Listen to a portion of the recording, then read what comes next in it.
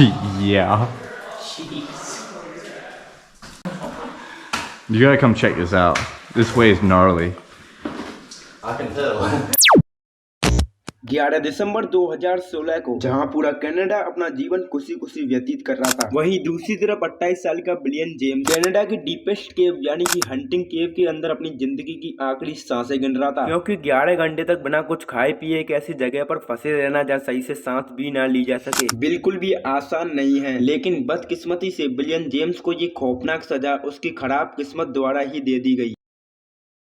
Billion James Toronto university के अंदर cleaner की जॉब किया करता था। बिलियन जेम्स अपनी जॉब को लेकर बिल्कुल भी सेटिस्फाइड नहीं था, यहाँ तक कि उसने कई बार अपनी जॉब छोड़ने की भी कोशिश की थी, लेकिन दूसरी जॉब ना मिलने के डर से उसने ऐसा किया नहीं। बिलियन जेम्स को बाहर घूमने का और नई नई चीजों को एक्सप्लोर करने का काफी ज्यादा शौक था। अपने इसी शौक को पूरा करने के लिए बिलियन जेम्स ने एक ऐसा कदम उठा लिया जिसकी वजह से उसकी जान खतरे में पड़ गई। 1 दिसंबर को यूनिवर्सिटी से छुट्टी पाने के लिए बिलियन जेम्स ने काफी ज्यादा रिक्वेस्ट की। काफी रिक्वेस्ट करने के बाद फाइनली उसको यूनिवर्सिटी से 2 दिन की छुट्टी दे दी गई। यूनिवर्सिटी से छुट्टी मिल जाने की वजह से बिलियन जेम्स अंदर से काफी ज्यादा खुश था। उसके बाद बिलियन जेम्स अपने एक दोस्त के साथ मिलकर एडवेंचर करने का प्लान बनाता है। बिलियन जेम्स का प्लान काफी ज्यादा सिंपल था, वो था हंटिंग केव को एक्सप्लोर करना, क्योंकि उन दोनों का मानना था कि हंटिंग केव के अंदर कुछ ऐसे पत्थर मौजूद हैं जो कि काफी ज्यादा कीमती हैं, जिनकी कीमत कैनेडियन मार्केट में सोने चांदी से भी ज्यादा है, और अगर वो हम दोनों के हाथ लग जाए तो हम दोनों की जिंदगी बदल सकती है। बिलियन जेम्स का दोस्त जिसका नाम डियोड जैक्सन था, उसका परिवार फाइनेंशियली काफी ज्यादा वीक था, इसलिए वो बिलियन जेम्स की हर बात को खुशी खुशी मानने को तैयार था। उन दोनों ने अपने इस प्लान के बारे में किसी को भी नहीं बताया था और 9 दिसंबर को अपने साथ कुछ इक्विपमेंट लेकर हंटिंग केव को एक्सप्लोर करने के लिए चल देते हैं। खतरनाक जंगलों और पहाड़ों को पार करते हुए रात के 8 बजे ये लोग हंटिंग केव के पास पहुंच जाते हैं। रात ज्यादा होने की वजह से ये लोग वहीं अपना टेंट लगाते हैं और सुबह होने तक का वेट करते हैं।